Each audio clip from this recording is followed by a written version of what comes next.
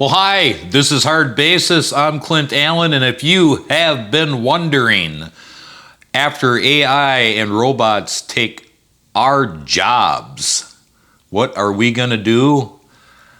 I have found a man who's going to explain that to you, and it is very, very interesting. Let's get going on an intro to get the palate wet. Workers at a Detroit General Motors facility say they are disgusted after more than 1,000 employees are laid off and dozens of robots are now on the job instead. Now, GM says this situation isn't how it might look from the outside. So let's get over to Nick, who's got the full story here. Nick, is it as simple as GM replacing hundreds of humans with machines, or is there more to it? There's more to it, Marky. GM says no, but that's not how it appeals to those who work there, right? The company has not drawn a direct line between each layoff and each new machine. What we can say is that GM cut more than 1,000 jobs at GM's Factory Zero plant in Detroit, which is all electric. Then they installed roughly 50 robots on the assembly line. Yeah, it's not quite how it looks. The future's here, and I'm here to tell you, unless you get on board for the changes that are coming, you're going to be sitting by the wayside, and you're going to be living out of your car, plain, flat, and simple. It doesn't get any easier than that, all right? Here is a man, I'm here to tell you, is the best explanation on what is happening and what will be happening and what is going to be happening to us. A lot of happening going on, isn't there? But anyways, grab yourself a cup of coffee, a beverage, a Red Bull, whatever the hell, and pay attention to this, okay? So Jack Dorsey's company that has Cash App and Square and all these companies, they just laid off 4,000 people out of the 10,000 that are currently employed over there. And that 4,000 that were laid off was sort of stated by Jack, by the CEO, as driven through a lot of the efficiencies that they're gaining from artificial intelligence. So that's 40% of the company that was let go because of artificial intelligence. Now, the reason why this is such a huge deal is because this is one of the biggest layoffs of like the recent period here, where AI is specifically called out as the reason why this happened. In previous layoffs from other companies, we've had sort of jargon from the CEOs that say, efficiencies, synergies, you know how it goes.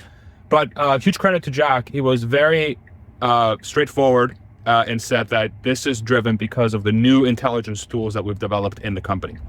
Now, the severance packages that they gave people was actually kind of interesting to look at because everybody got 20 weeks plus, I think, 1 week per year that they're there, with healthcare benefits and all that stuff for a significant period of time. So actually, this is a pretty big signal for the other things that I want to talk about in this video. But I think what this is really pointing to is like, there's a lot of fear in the market. There's a lot of fear from the perspective of people that are following artificial intelligence, especially the ones that are playing with the tools on a daily basis. And it can kind of see what these tools can do, how powerful they are. And the biggest thing that, that's been going through everyone's mind, especially on this channel, if you follow this channel closely, is like, okay, at some point, the sort of layoff wave that's going to come through the economy because of the efficiency gains from artificial intelligence at large businesses will start creating quite a bit of layoffs, additional ones, and it will be framed as such instead of like efficiencies or synergies. So let's back up a little bit, let's face it, you and I, the type of jobs that we have, there ain't going to be no severance pay, all right? There won't be no big bonuses sitting there, some kind of check that you can sit on, some kind of lump sum payment while you transition into something else. That ain't going to happen, okay? We're talking about some of these tech companies that have, kajillions of dollars, and in order not to get sued, they hand out some pretty big checks, okay? And in the end, they know that this AI, this little server rack sitting by every desk, if you can picture that, is just going to save them so much goddamn money. It's unbelievable, okay?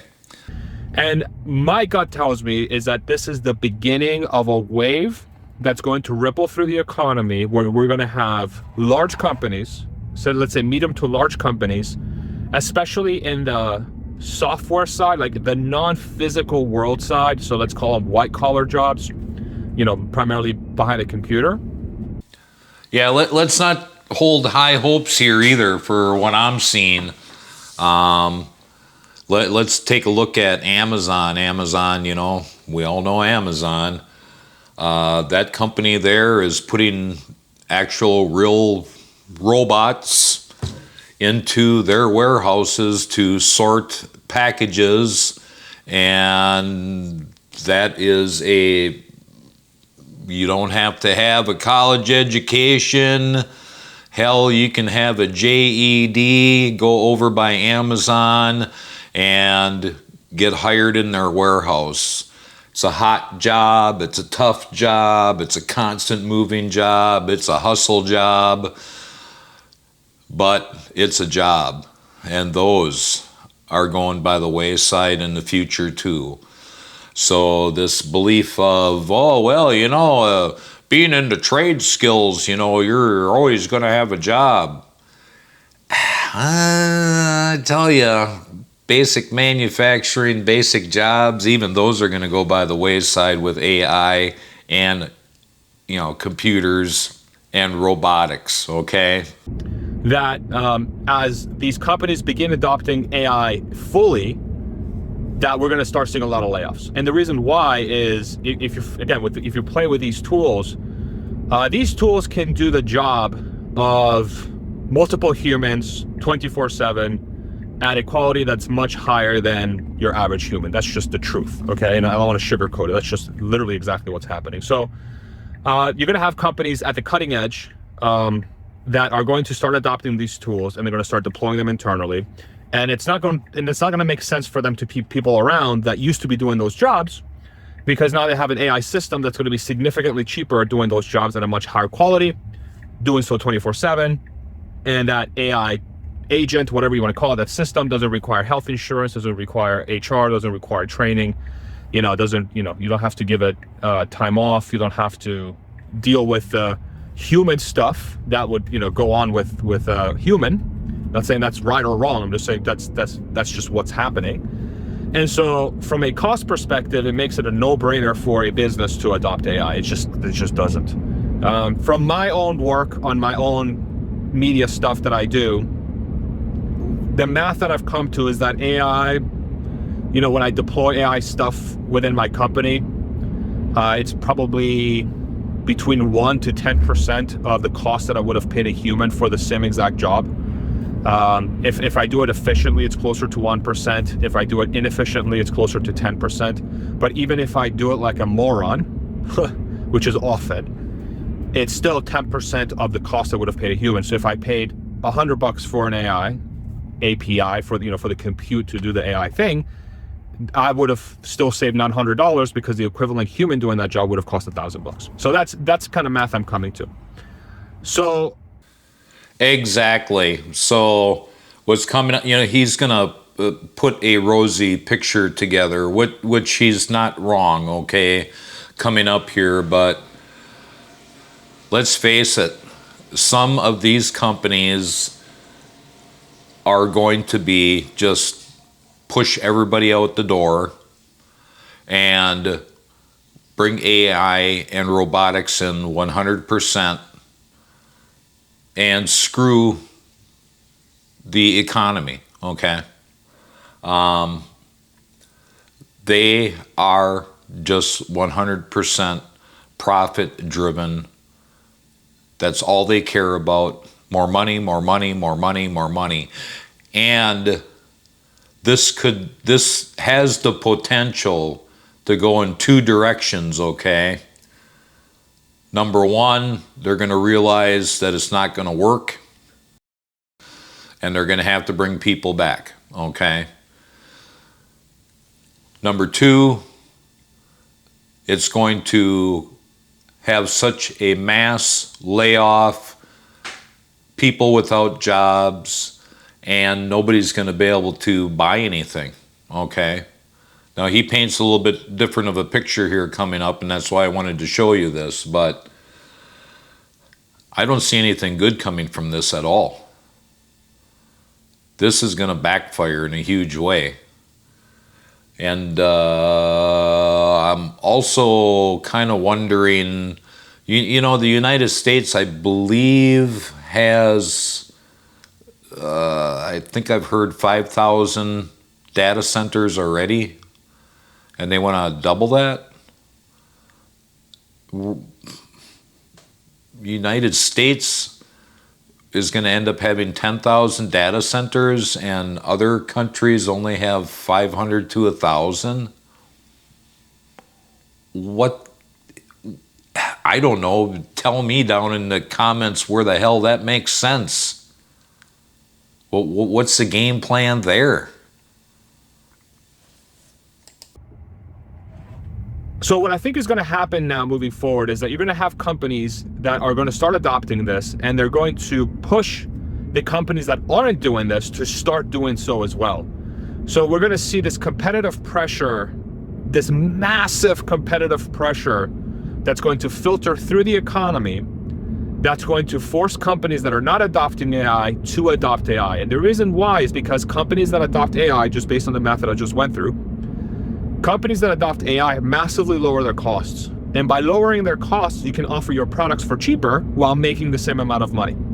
So if you're a company that's, you know, say you have $100 million in revenue and you have 50 million in costs, and you can save 20 million in costs by using AI instead of humans, you can lower your cost from 50 million to 30 million, and you can make, let's say, instead of 50 million in profit, 100 minus 50, you make 70 million in profit, 100 minus 30. But if you're in that position, and let's say you're not the biggest player in the world, you're not the biggest player in your industry, and you want to capture more market share, what you do is, instead of keeping the profit, you lower your prices so that your revenue goes from 100 to 80 million, but then you still make 50 million in profit. And so what that does is that it gives you more customers. By doing that, in theory, you have access to more customers because you're lowering the price. And because you lower the price, you get more customers, and actually those customers end up giving you more revenue in the long term, because you're going to have a much bigger pie of people you're selling to versus the original 100 million that you were selling to. So the per unit price at 100 million would have gotten you $100 million worth of customers, but the 80 million per unit price can probably get you $150 million worth of customers, if that makes sense, right? And in theory, you should be able to retain your costs somewhere around that 30 million mark, depending on how your business scales. If you need more humans to scale, then obviously your costs go up. But if the AI system's doing it, then you just keep your cost to 30, and then your revenue will go from 80 million to 150 million once you capture businesses from business from other businesses that are not adopting AI. And so the only way for the other companies to stay competitive is by adopting AI, because otherwise they're not going to be price competitive. Okay? So there's two things happening. And right there, right there, the company that stands up, who has a good healthy checkbook, good healthy bank account, is going to invest deeply into AI and robotics, and it's just going to force the rest of the people, the rest of the companies in their industry, to do the same thing. And if they don't do the same thing, they'll be out of business, because they won't be able to competitively sell whatever product, ABC, sprocket, whatever the case may be, widget, at the same competitive price. We've seen this before, okay? Many years ago, and you might be too young to remember this, but you know, we have a Google machine. Go look it up. But, you know, made in the USA, by USA. Okay, great idea, perfect. People were still buying, you know, stuff that was imported, Japan, China, India, etc., because it was cheaper. It was just flat cheaper. The program fell on its face. If you're gonna go out and get a blue jeans, simple blue jeans, and made in America was 20 bucks, but you could get yourself some, you know, sweatshop blue jeans made by some other company and they were 12 bucks. Well, what the hell do you think people are gonna buy? So, point, other companies are gonna do it, then the other companies are gonna have to do it, and the ones that can't do it are gonna go out of business. One, a lot of people are going to get laid off. I think that's just, I think that's very obvious that that's what's going to happen. I think if you follow the story closely, you know it's going to happen. I cover it in my book, Abundance or Collapse, very closely this dynamic. If you're interested, link in the comment section in the description below. So that's going to happen. But on the flip side, prices are going to come down big time. So two giant things. People are going to lose their jobs, but prices will come down. And when prices come down, the actual mechanism that arises from prices coming down is that new industries appear that take advantage of a lower price that otherwise wouldn't exist. And in theory, those new industries create the new jobs for the people that were laid off to transition into. Let me just role play this. So, one of the things that I follow very closely on this channel is transportation. Tesla specifically, autonomous vehicles. One of the big breakthroughs that they're making is that they're going to be able to bring the cost of transportation down to about 20 cents per mile. And when you make transportation 20 cents per mile, instead of the current 80 cents per mile that we have now, all of a sudden, transporting people or goods from one point to another becomes 80% cheaper. And when it costs 80% less to move stuff, way more people are going to move stuff. Way more businesses are going to take advantage of being able to move stuff or move themselves from place to place. And the example that I love to use here is that there is this product called the RoboVan from Tesla, which is just a giant toaster looking thing. But it's basically a giant box on wheels that's going to be autonomous on an electric vehicle. And the cost of operation for that thing is going to be somewhere around 20 cents per mile, maybe even 30 cents per mile, whatever number you want to call it. But when you reach that level of economics, you can all of a sudden have businesses that instead of you going to the business comes to you. The reason why is because the business going somewhere on the wheels, literally on the wheels. So like, I want you to picture like the perfect example for this. Let's say it's a salon. You are a one-person salon. You're a one rock star lady, and you are just crushing it. You're just, you know, my wife went for her hair color today. So let's say, I wish I could plug her business. The person who did my wife's hair today, you did a phenomenal job. She looks gorgeous. Oh my God. Always does, but the hair looks unbelievable.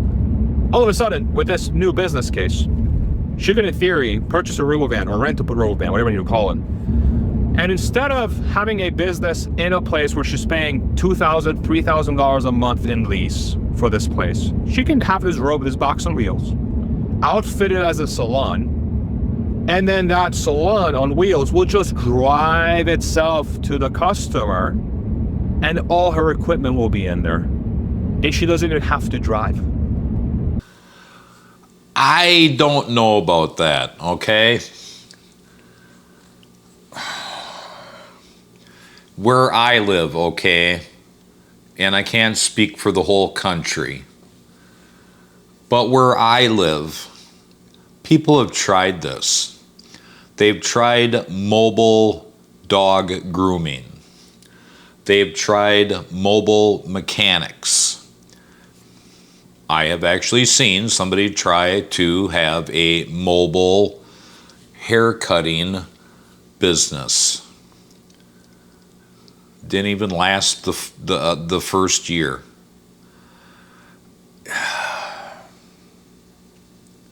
Could this be the future? Maybe.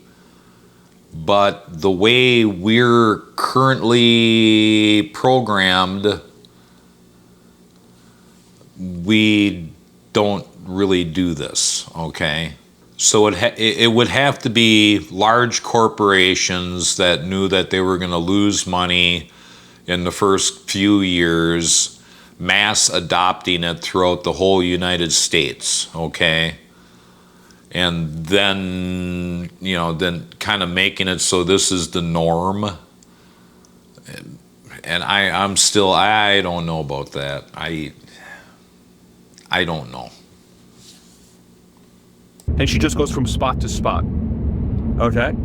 So that's the kind of thing that starts to open up when you massively lower the cost of transportation, is that instead of you going to the business comes to you. And so imagine the type of industries that are birthed from this breakthrough in innovation by plummeting the cost of transportation. So apply that to the rest of the economy. That is what's going to happen in the coming few years. But the huge question becomes, as people inevitably get laid off from these corporations, we'll start with white-collar jobs, then we'll eventually go to blue-collar jobs, physical labor, when we move into the humanoid robot scale, which is probably going to be somewhere late this decade, early next decade. So if you're in a blue-collar job today, if you do like construction, farming, you work with your hands, you do stuff with your hands. If you're a plumber, you're going to be good for a while. If you're an electrician, you're probably going to be good for a while. If you're a doctor, you're probably going to be good for a while, let's say. But a significant percentage of the physical labor jobs where it's like repetitive, like you work at a warehouse, you work at a factory, very important work. But let's say if you can sit down and actually like automate yourself, it will be relatively easy. If you can make yourself a clone, it's just open thing, close thing, walk here, pick up thing, If you feel like you don't want to be there, okay, which is a lot of jobs, unfortunately, that job is primed to be disrupted by automation. So those are going to come next.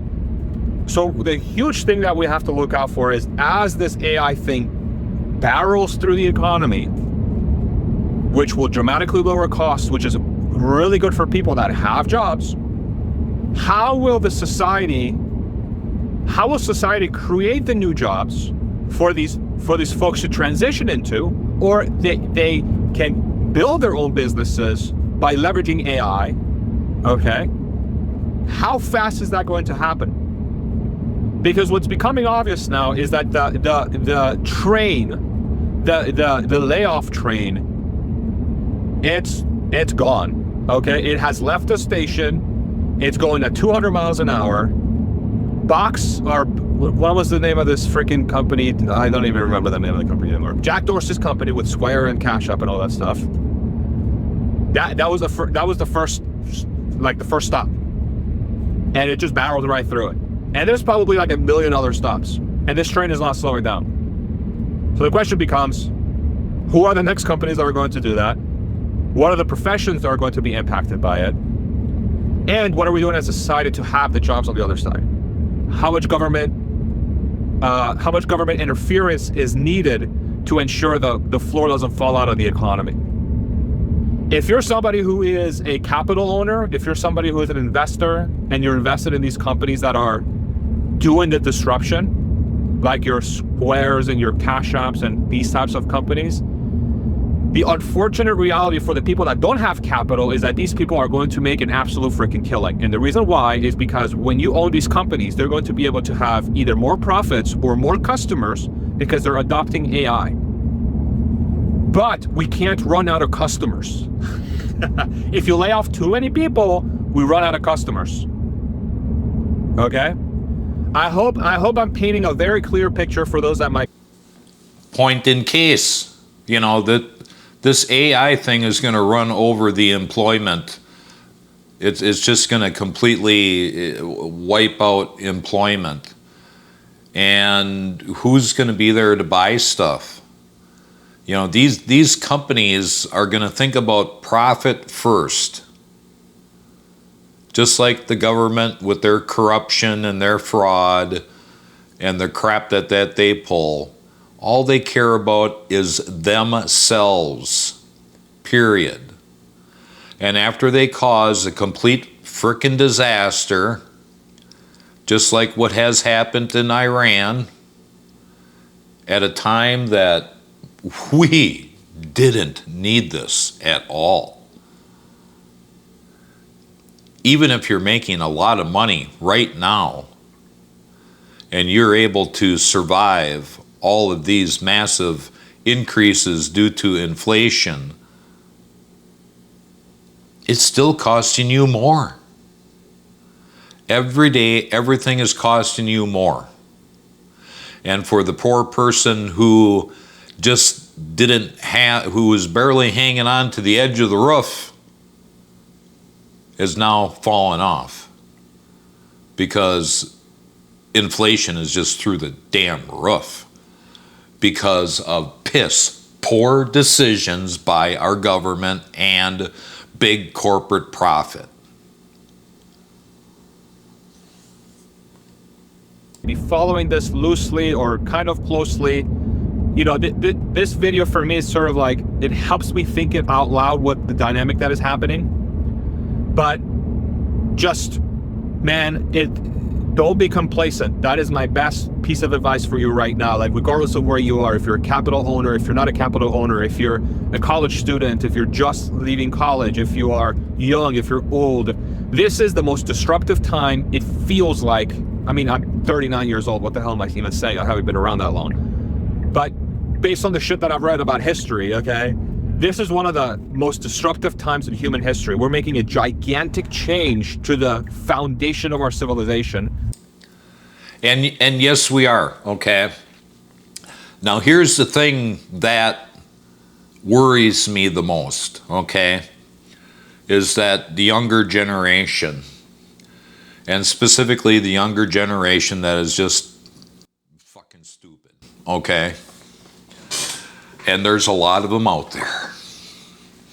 There's a lot of people who are just stupid, who wouldn't be able to figure out how to start or run their own business.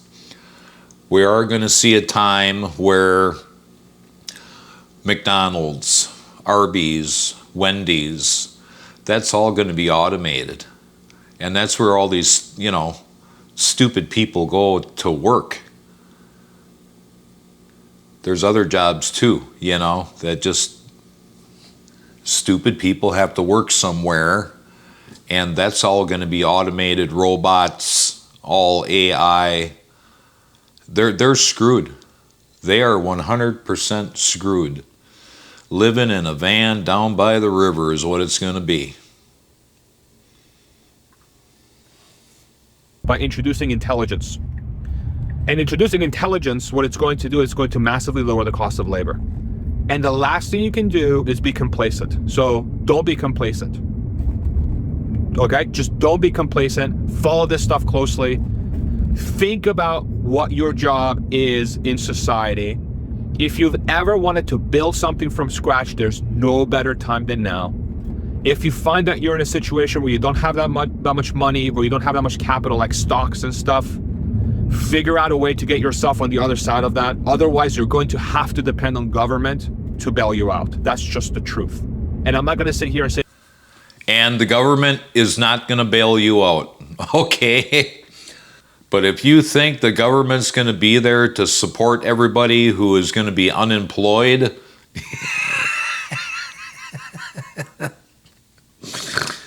They can't even manage Social Security because they raped it already in the 70s and 80s and stole all that money.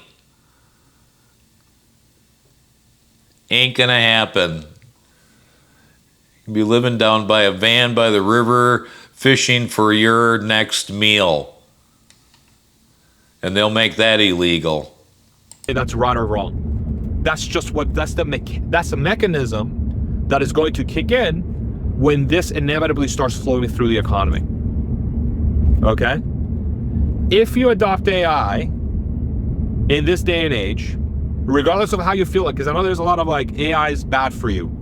Like, this truck has been driving itself the whole time on AI. I don't know if I would say it's bad for you, okay? But I understand the fear, I understand the hesitation, okay? Regardless of where you are on this spectrum, you owe it to yourself to, at the very least, understand what this technology is about. And if you are willing to adopt it, I feel very strongly that you will be able to achieve your dreams in a much higher capacity and much more likely than you otherwise would have at any other time in your entire life. I do seriously feel very strongly about that. And if you don't do that, if you choose not to, okay, and you're in a profession, if you're in a profession that is being disrupted by AI, you will likely just fall, I don't know, victim, or I don't know what the right word is you will be dependent on the government to tell you what your life should look like. And I don't want to say if that's good or bad, because some people think that's a good thing. Some people want more government in their lives, and I'm not going to be here to tell people how they should feel about, you know, their worldview. I'm not here. But I just want to make it, for those people that might not be thinking about this deeply, this is the reality of the situation. For the next 5 years, if you adopt AI, you have a much higher likelihood to fulfill your dreams, what you've always wanted to do. Okay, that's just truth. And if you want to, and here's a great example. My best friend is a truck driver. Okay, he can't find a job. Why? Because the simple computerization in these trucks and the simple computerization for logging. He's spent his whole life bragging about how he's not part of the system. He doesn't need to learn about computers. Well, guess what? Can't get a job because he can't figure out how to run a fucking computer. If you're not getting on board with this AI thing and staying on top of it, and watching every nook and cranny of what's going on in this market and why and where it's starting to take over, you're screwed. One idea is that if you're watching what's going on in this industry with AI and it starts filtering into your job, you'll have the opportunity to be able to jump ship to something else. If you're not paying attention, bam, laid off, done. And you've seen the videos. I've seen the videos. People are not being able to find jobs. Some of them have been laid off. Some of them have been out of a job for 6 months to 3 years. Say, oh, this guy's just shilling for the AI companies. I don't give a fuck. You can think that. I really don't care. That's just fact. That's just a fact. Okay? And if you don't do that, you have a higher likelihood chance of depending on the government to tell you what to do. That's it. So, pretty black and white. There's going to be some gray, obviously, in places. But I think that's a very helpful framework to kind of think of how to navigate this. So, sorry for scaring you if I did. But I don't know, I just felt like I really had to make this video because it's pretty obvious where we're going. So, yeah, if you want to sort of keep up with this stuff. Yeah, so there you go. This guy lays it out really, really good. Much better than I ever could because he's in that industry. He's in that tech part of that industry. He's got a deeper foothold of what's going on, but we're in changing times. We're going from horse to automobile, and she's in high gear, and both turbos are fucking running hot. Okay, this is happening fast. Times are going to be changing. I'm here to tell you. You're in the workforce now. You're in your 20s, your 30s. Get a good grip on the bar because things are changing. So I really hope you got some information here. I hope you got something to really think about. This is something that you need to be worried about right now. Not later, not in a couple years. You need to be worried about this right now.